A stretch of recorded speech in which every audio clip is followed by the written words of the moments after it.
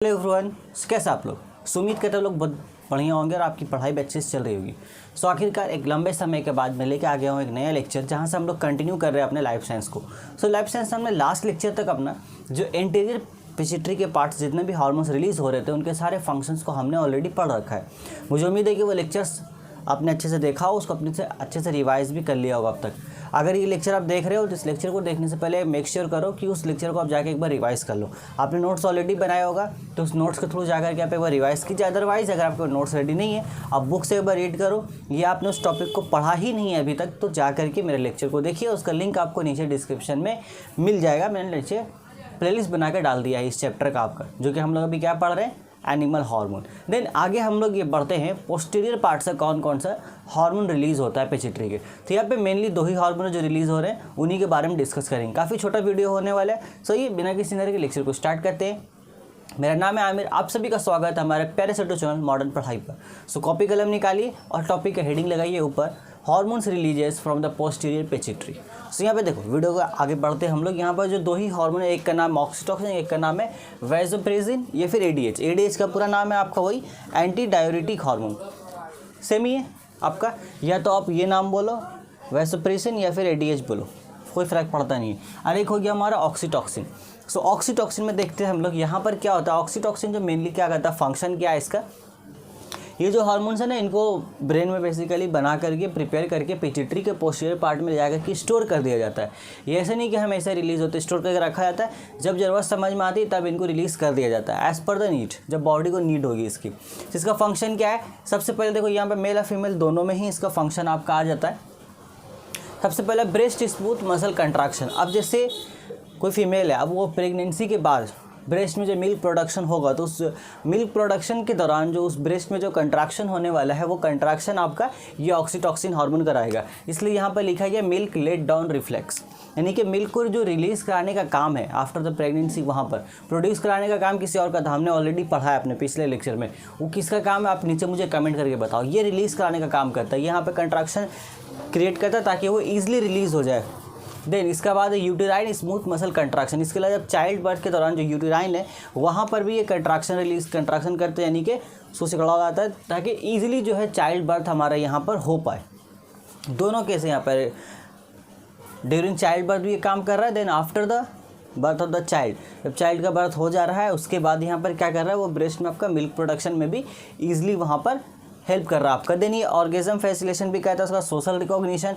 Social recognition का simple meaning ये समझो कि एक तरीके का ये आपको जो जाहिरी बनावट आती है मेल और फीमेल की, उसमें इसका भी कुछ कुछ हाथ होता है, तो जिसकी वजह कर आपको एक सोशल रिकॉग्निशन मिल पाती है कि हाँ ये फीमेल है वो मेल है, बस इतना ही समझो और कुछ नहीं। मैटरनल बॉन्डिंग में आपको हेल्प करता है। देन स्पर्म मूवमेंट, यानी कि ये आपका यह मेल में काम आ जाता है। ये फंक्शंस इसका मेल में आता है। स्पर्म मूवमेंट करता है टेस्टोस्टेरोन लेवल्स इन टेस्टिस, तो टेस्टिस में टेस्टोस्टेरोन लेवल्स को ये क्या करता है, इंक्रीज करता है। ये भी इसका एक छोटा सा फंक्शन है। देन आगे आते हैं हम लोग इधर एडीएच में। तो एडीएच जो है ये आपका वाटर कन्वर्सेशन करता है, वाटर कंजर्वेशन करता है, यानी कि वाटर को बचा कर रखता है। कैसे बचा कर रखेगा, इलेक्ट्रोलाइटिक बैलेंस करता है, ब्लड वेसल कंट्रैक्शन आपका कंस्ट्रिक्शन करता है, ब्लड वेसल कंस्ट्रिक्शंस। हमारा जो ब्लड वेसल उसमें कंस्ट्रिक्शंस लाता है। इलेक्ट्रोलाइट बैलेंस, बस इतना ही याद रखो। उसमें डिटेल आपका सिलेबस में वो डिटेल फंक्शंस इंक्लूड नहीं है कि इलेक्ट्रोलाइट बैलेंस को किस तरीके से करता है, बस एक फंक्शन ही है जिसका नाम आपको दिया गया, इसलिए मैंने आपको वो एज इट इज़ में बता रहा हूँ। इसके अलावा जो आपका किडनी है, किडनी यानी कि जो हमारा यूरिन है, किडनी से वहाँ पर यूरिन जो प्रोड्यूस होता है उसका यूरिन का जो लेवल है उसको भी ये यहाँ पर क्या करता है, रेगुलेट करता है। यूरिन लेवल रेगुलेट्स, या फिर ऐसे लिख लो रेगुलेट्स यूरिन लेवल। ये मैं लिखना भूल गया यहाँ पर, रेगुलेट्स यूरिन लेवल, उसको भी ये बैलेंस करता है। जिससे क्या होता है कि बॉडी में वाटर की जो मिकदार है, वही वाटर कंजर्वेशन जो मैंने बोला था उसको ये यहाँ पर बैलेंस करके रखता है। ये उसका दूसरा नाम था। बस इतना ही है यहाँ पर, और कुछ है नहीं। अच्छा, इसके अलावा एक छोटा सा बात और ऑक्सीटोसिन के में, कि ऑक्सीटोसिन हार्मोन जो है इसको हम लोग लव हार्मोन भी कहते हैं। ऑक्सीटोसिन को हम लोग क्या कहते हैं, लव हार्मोन भी कहा जाता है। ऑक्सीटोसिन का एक दूसरा नाम भी है, उसको हम लोग बोलते हैं कडल हार्मोन। यहीं पे लिख लो CUDDLE, कडल हार्मोन। तो ये ऑक्सीटोसिन का दूसरा नाम है। तो ऑक्सीटोसिन हार्मोन बोलो या कडल हार्मोन बोलो, इनको हम लोग लव हार्मोन भी कहते हैं। क्यों?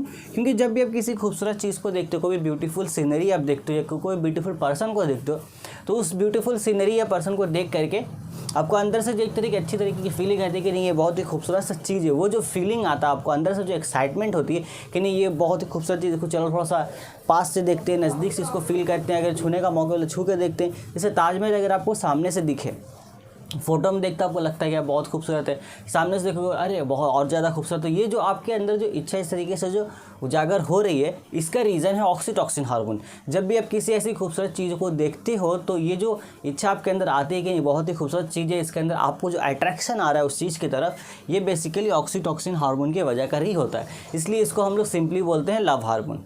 होप ये क्लियर होगा। ये क्वेश्चन इंपॉर्टेंट है क्योंकि पिछले ईयर भी नहीं पूछा गया, उससे पिछले ईयर भी नहीं पूछा गया था, तो मैं भी पूछा जाए, क्योंकि ये क्वेश्चन ऐसा नहीं कि 2 मार्क्स में आएगा, ये MCQs ट्रू फॉल्स कहीं पे भी आ सकता है आपका।